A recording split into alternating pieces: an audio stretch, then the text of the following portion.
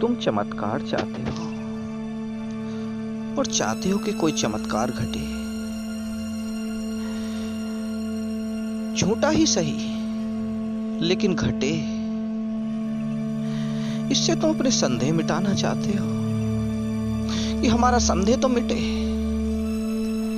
हमें पता तो चले कि कौन से ईश्वर में कितनी ताकत है, क्या वो चमत्कार कर सकता है कि नहीं, कौन से देवता में, कौन से गुरु में, कौन से बाबा में वास्तव में ताकत है। यही सिद्ध करने के लिए तुम चमत्कार चाहते हो। और तुम चमत्कार चाहते हो इसलिए कि मेरे जीवन में कुछ ऐसा घटे कि मेरे जीवन में सब अच्छा ही हो, कुछ बुरा ना हो, ऐसा चमत्कार मेरे जीवन में घट जाए। लेकिन मेरा तुमसे ये कहना है, यदि तुम जागृत हो जाओ तो कोई चमत्कार बचता ही नहीं। सारे चमत्कार तभी जब तुम नींद की अवस्था में हो, सारे चमत्कार तभी हैं जब तुम जागृत ना हुए, जब तुम नशे में हो, तभी सारे चमत्कार हैं। क्योंकि चमत्कार का मतलब क्या? चमत्कार का मतलब है जो तुम्हारी समझ में नहीं आता, तुम उसे ही कहते हो ये चमत्कार है, लेकिन जो तुम्हारी समझ में ना आए वो चमत्कार नहीं, वो तुम्हारी जागृति का ना होना है, तुम्हें जागृत अवस्था ना होना है, वो चमत्कार नहीं है। क्योंकि जो तुम्हारी समझ में नहीं आता तुम उसे ही चमत्कार कहते हो। जैसे कोई जादूगर आए और किसी इंसान को जानवर बना दे, तुम सोचते हो चमत्कार हो गया। लेकिन मेरा ये कहना है, इस बात को समझो, ये भी जान लो कि ऐसा कौन पैदा हो गया ईश्वर ने जिसे इंसान बनाया और वो उसे जानवर बना दे। ऐसा कौन हो गया जो ईश्वर के विपरीत चलेगा, जो ईश्वर से लड़ेगा। और जितने भी तुम चमत्कार के पीछे हो, तुम वास्तव में ईश्वर के विरोधी होना चाहते हो, क्योंकि तुम चाहते हो कि कुछ ऐसा घटे जो ईश्वर के नियम के विरुद्ध हो, उसकी दुनिया में संचारित हो रहे नियम के खिलाफ हो। तुम चाहते हो कि कोई ऐसा ही चमत्कार घटे, लेकिन ऐसा चमत्कार कभी घटेगा नहीं और ना कभी घटा। और यदि कोई तुम्हें चमत्कार दिखाए और लगे कि तुम्हें किसी ने चमत्कार दिखाया है, तो निश्चय ही तुम्हें किसी ने बेवकूफ बनाया, क्योंकि चमत्कार नहीं घटा, तुम्हारी नींद की अवस्था का उसने फायदा उठाया, तुम्हारी जागृति ना होने का उसने फायदा उठाया। वो चमत्कार नहीं घटा, वो तुम्हारी नींद है। क्योंकि इस प्रकृति में चल रहे प्रत्येक नियम परमात्मा के हैं, जो भी होता है उसी के नियमों के अनुसार ही होता है। इस प्रकृति में चल रहे प्रत्येक नियम के अनुसार ही प्रत्येक घटना घटती है। और तुम चमत्कार का मतलब ये चाहते हो कि इस प्रकृति के नियम के विरुद्ध कुछ हमें मिल जाए, कुछ हमें देखने को लिए मिल जाए। लेकिन जरा विचार करने योग्य बात है, अगर परमात्मा चमत्कार करता है तो तुम इस बात पे विचार करो कि जिस प्रकृति के नियमों को उस परमात्मा ने बनाया, यदि वो परमात्मा धर्मी है तो अपने बनाए हुए नियमों को क्यों तोड़ेगा, क्यों अपने नियम को बनाकर उसको खंडित करेगा? ऐसा कभी होगा नहीं। और यदि परमात्मा तुमसे कहे कि प्रकृति के नियम जो उसने बनाए हैं तुम उन पर चलो और खुद उनका खंडन करे, तो समझो परमात्मा धर्मी नहीं। लेकिन ऐसा है नहीं, परमात्मा तो धर्मी है, इसलिए वो कभी अपने बनाए हुए नियम तोड़ेगा नहीं। और जिस चमत्कार की तुम लालसा करते हो वो कभी होंगे ही नहीं। और ऐसा नियम जो उसने बनाए हैं और वो तुम्हें टूटते हुए दिखाई दे, तो निश्चय ही जानो कि तुम्हें किसी ने उल्लू बनाने की कोशिश की, निश्चय ही तुम बेवकूफ बनाए जा रहे हो।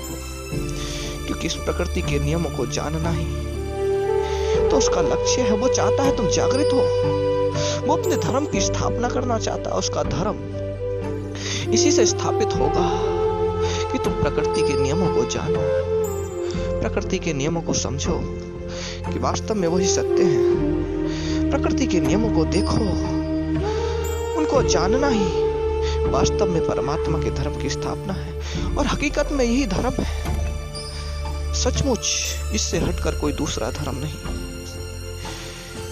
दुनिया में तमाम धर्म होंगे जो भी तुम्हें सुनने के लिए, देखने के लिए मिलते हैं, लेकिन सच्चा वही जो ईश्वर के नियम तुम्हें बताए, और ईश्वर के नियम वही हैं जो प्रकृति के नियम हैं। इनसे अलग हटकर कोई नियम नहीं। यदि तुम इन नियमों को जानो और ये नियम तुम्हारे समझ में आए, तो तुम देखोगे जो भी घटता है या तो वो वाणी के प्रभाव से घटता है, या फिर प्रकृति के नियमों के अनुसार ही घटता है।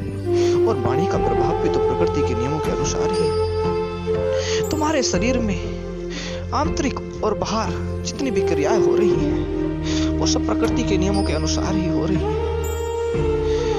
और यदि तुम उस सब बातों को समझ लो, जान लो, तो कोई चमत्कार नहीं बचेगा। देखो कि सब कुछ घट रहा है प्रकृति के नियमों के अनुसार।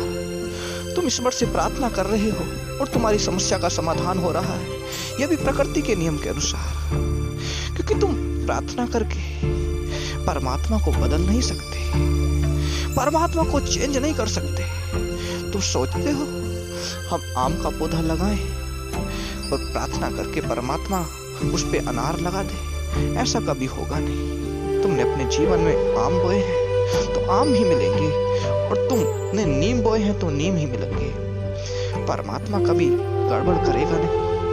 और परमात्मा तुम्हारी प्रार्थना से बदल जाए तो वो सत्य कहाँ, क्योंकि जो बदल जाता है वो सत्य नहीं। सत्य तो वो है जो बदलेगा, और परमात्मा कभी बदलता नहीं। इसलिए मेरा कहना है, घटेगा वही तुम्हारी वाणी के प्रभाव से, क्योंकि जब तुम प्रार्थना करोगे तो तुम्हारी ही वाणी का प्रभाव तुम पे होगा।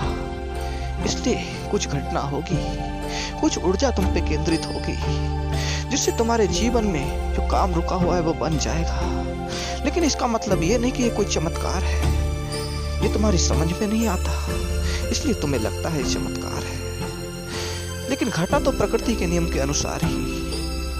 जो भी घटेगा प्रकृति के नियम के अनुसार ही घटेगा। जागृत होने पे कोई चमत्कार नहीं। इसलिए मैं कहता हूं, मत पड़ो चमत्कार के पीछे, मत घूमो कि कहीं चमत्कार मिले। चमत्कार तो बेहोश लोगों की निशानी है जो उसे पाना चाहते हैं। बेहोश लोग ही चाहेंगे कि चमत्कार पाए। कोई ऐसी घटना घटे, कहीं जाने से, किसी बाबा के पास जाने से कोई ऐसा चमत्कार मिल जाए जिससे तुम्हारे जीवन में कार्य हो जाए, ऐसा होगा नहीं। क्योंकि तुम प्रार्थना भी करोगे तब भी तुम्हारी वाणी का प्रभाव भी तुम पे पड़ेगा। क्योंकि जितनी बार तुम अपनी वाणी को सही तरीके से चलाओगे वो उतना ही अच्छा काम करेगी। तुम्हारे शरीर में जितनी कर्मेंद्रियां हैं तुम उन्हें इस्तेमाल करोगे वो उतना ही अच्छा काम करेंगी। हाथ भी तुम्हारी कर्मेंद्रिय है, वाणी भी तुम्हारी कर्मेंद्रिय है। जब तुम हाथ चलाते हो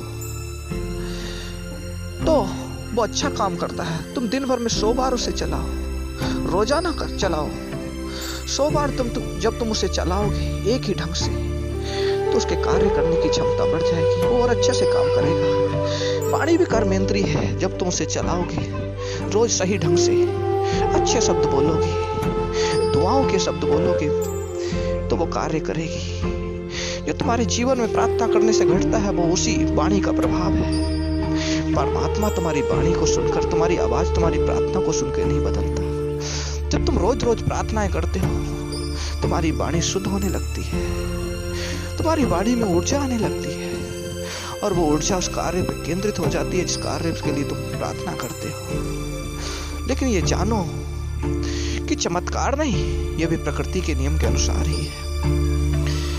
और अब भी यदि तुम मेरी बात को सुनकर चमत्कार के पीछे भागते हो तो तुम्हें जागृति नहीं चाहिए। तुम्हें अब भी बेहोशी की हालत में ही रहना है। तुम्हें अब भी चाहिए कि तुम बेहोश ही रहो, तुम सोते रहो, तुम जागृत ना हो।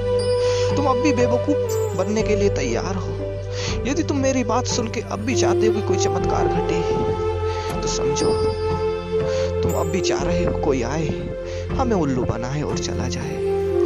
लेकिन ये बात निश्चय ही है, परमात्मा कोई चमत्कार नहीं करेगा जो उस प्रकृति के नियमों के विरुद्ध हो, हटकर हो, और यदि वो करे तो झूठा ठहरेगा। और तुम्हें ऐसे चमत्कार की तलाश है तो त्याग दो, जानो सच्चाई को, हो जागृत, देखो क्या घटता है, क्या क्या घटनाएं इस दुनिया में होती है। जिस नियम के अनुसार ये दुनिया चलती है, उन नियमों पर ध्यान दो, सब कुछ उन नियमों के अनुसार ही होगा, और निश्चय ही तुम उन नियमों के अनुसार चलो भी, क्योंकि जिस राष्ट्र में तुम रहते हो, जिस देश में तुम रहते हो, तुम्हें उस देश के नियमों का पालन करना पड़ता है, उसके संविधान का पालन करना पड़ता है। ऐसी परमात्मा का जो संविधान है वो प्रकृति में चल रहे नियम है, जो प्रकृति में संचारित हो रहे हैं। तुम्हें उसके नियमों पर चलना चाहिए, उसके नियमों को मानना चाहिए। इसके अलग हटकर कोई दूसरे नियम नहीं, कोई और नियम नहीं। यदि तुम उन्हें परमात्मा के नियम मानकर उन पे चलने लगो तो निश्चय ही ये गलत है, क्योंकि वो इंसान के नियम है, वो परमात्मा के नियम नहीं। ये भी तुम्हें निश्चय ही बेवकूफ बनाया जा रहा है, ये बात भी तुम्हें निश्चय ही अंधकार में ले जा रही है। तुम जागृत हो जाओ तो देखो, प्रकृति में चल रहे नियम के अनुसार सब कुछ होता है, और वही परमात्मा के नियम है। उनसे अलग हटकर कोई दूसरा नियम परमात्मा देता ही नहीं, और ना उसने कोई दूसरे नियम बनाए हैं। जागृत होना ही तुम्हारी समस्या का समाधान है, जागृत होना ही तुम्हारी मुक्ति का समाधान है। तुम मुक्त जब ही होगे जब तुम जागृत होगे। जागृत होना, ये घटना तुम में घट जाए, सारी समस्याओं का निवारण यही है, और ये घटनी भी चाहिए। तुम सबसे बड़े अभागे इंसान हो यदि ये घटना तुम में ना घटी और तुम इंसान होकर इस दुनिया में रहे, तो तुम सबसे बड़े अभागे हो। और उससे भी बड़े अभागे तब होगे जब तुम ये घटना अपने में खुद ही ना घटने दो। तुम्हें जागृत कोई करना चाहे और तुम जागृत ना हो, तुम सबसे बड़े अभागे इंसान होगे। क्यों? क्योंकि तुम इंसान होने का कोई लाभ ना उठा सके। तुमने जागृति के आनंद लेने के लिए इस जीवन को अपनाया, लेकिन ये जीवन तुम्हारे किसी काम का ना रहा, बल्कि तुम इस जीवन के लायक ना रहे। यही सत्य है। मेरी बात पे जरा मेरी बात को जरा समझो। मैं तुम्हें गुमराह नहीं कर रहा हूं, मैं तुम्हें विज्ञान बता रहा हूं। और ये विज्ञान कभी झूठा नहीं, विज्ञान तुम्हें जागृत करेगा। दो ही चीज है जो तुम्हें जागृत कर सकती है, और दोनों साथ साथ ही तुम्हें कौन जागृत करेगा? ध्यान और विज्ञान, दोनों को साथ लेके चलो, दोनों तुम्हें जागृत करेंगे। कोई चमत्कार की लालसा ना होगी, कोई ऐसी बात की लालसा ना होगी जो प्रकृति के नियम के विरुद्ध तुम्हें घटकर मिल जाए।